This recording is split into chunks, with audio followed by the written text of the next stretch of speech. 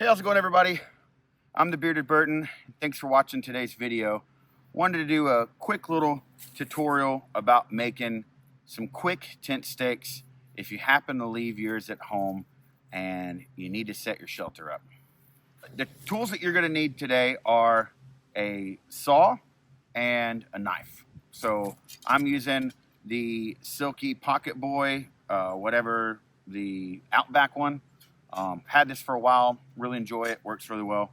And then the knife that we're using today is LT Wright Knives G&S. This is a Scandi, an 01. Had this for a really long time. This is actually one of the very first glow-in-the-dark knives that I purchased, and it set me on the path of all the glow. So it has natural micarta scales, glow-in-the-dark pins, glow-in-the-dark liners, toxic green liners. So it's a nice robust handle, a little bit thicker than usual.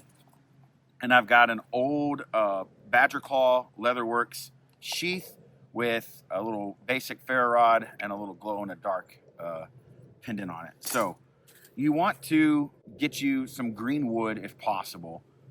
If you are in an area that it's illegal or you're not allowed to harvest green wood, by all means, it'll work fine.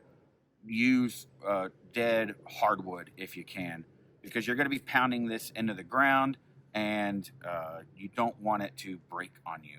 But if it's green wood, it's going to last a lot longer, and this is like a make it once and leave it at your campsite kind of thing, so you don't ever have to bring stakes again.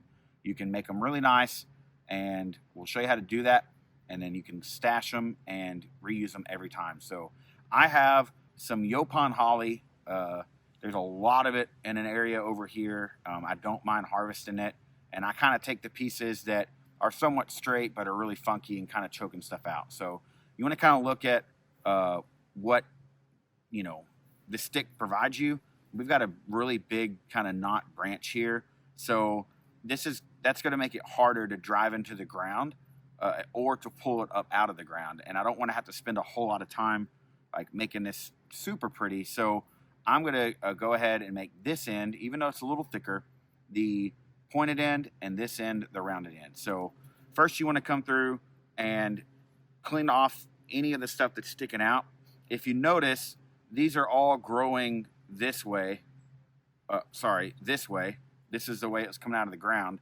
And so you want to trim these in the angle that is growing with basically like this one is growing out this way.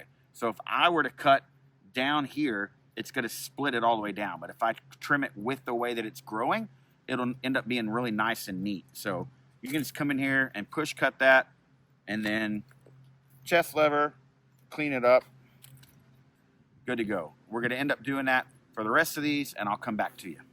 All right, I got all of these trimmed off, and it's now somewhat nice and smooth. It doesn't really matter. You can spend as much time as you want on this. You could come in here and trim this up, whatever you want to do.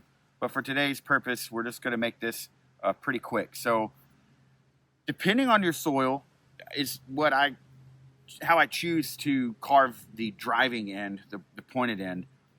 This is really sandy with a bunch of like rocks mixed in and sandstone. So oftentimes I hit another deer. Oftentimes I'll be driving a stake into the ground and I'll hit something. So when it's like that, I want more of a robust tip. I don't want something that's super fine that could break on me. So all I'm going to do is carve this in 4 places at an angle and make pretty quick work of it. So I'm going to come in and chest lever this, hitting that tree there. There's one,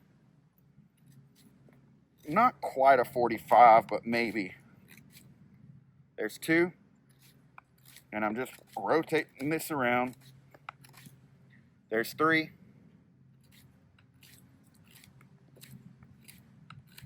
And there's 4. Okay? So now I can come in on each one of these flat spots and make it a little bit more of a sharper angle to get somewhat of a point. And I'm not looking for anything that's gonna be able to, like, you know, puncture the skin, but this will definitely go through a vampire if you needed it. So that's about what I'm looking at, okay? Nothing too crazy, but it will definitely drive into the ground, but I can't snap it off with my finger.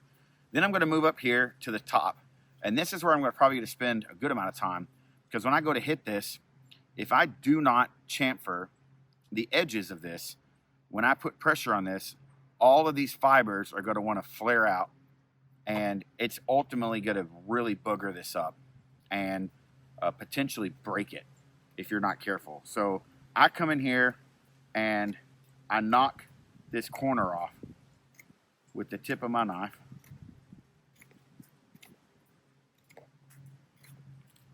Like so. Okay?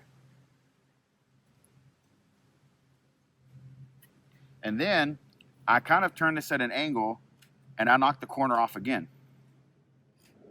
I'm basically trying to make this an eraser.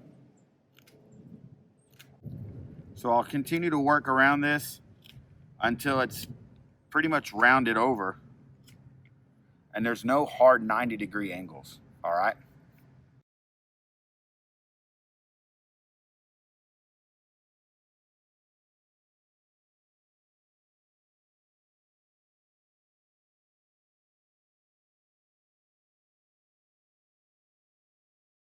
And then the last step that I want to do is kind of figure out where I want to put some kind of notch. It's not necessary, but it sure helps when you're going to drive this into the ground, especially if you know there could be inclement weather. And looking at this, my natural instinct is to just use this little area here that a branch was growing out of, because it's less work for me. And that's more than enough handle material up here if I had to pull it out of the ground. And then that still gives me, you know, a good 6 to 8 inches that's going to be driven into the ground, which is more than plenty for me. So what I'll do is this little section here, I'm going to come in and I'm going to use this section of my knife and do a push cut. So I'm pushing down with the knife as I'm pushing against it with the stick, and I'm rocking the stick back and forth. And all that's doing is severing these fibers in a straight line, okay? It doesn't look like much, but it will here in a second. So you can see that all I've done is come here in front of that section that I severed, and I'm just popping it out. Okay? Now, whether you want to just cut it straight up or you want to cut it at an angle, it's up to you. I usually cut it at an angle to where you're making what we know as a 7-notch. So the top part is your flat push cut, where you just come in straight like this. Sorry, you come in straight like this, and then the other part is you cut it at an angle like that to where it makes a 7. Does that make sense? So you'll come in here again, push cut that, and clean it out of the way. Get all that stuff out. And what you should be left with, and it doesn't take much, you just need something for your cordage to bite on.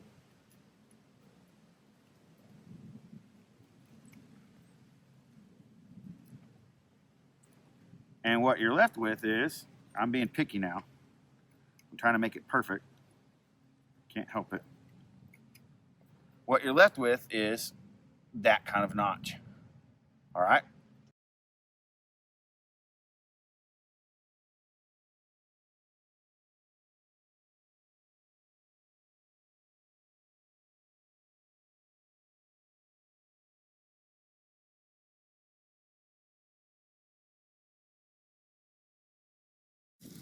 So that's a super down and dirty, quick and simple way to make some tent stakes.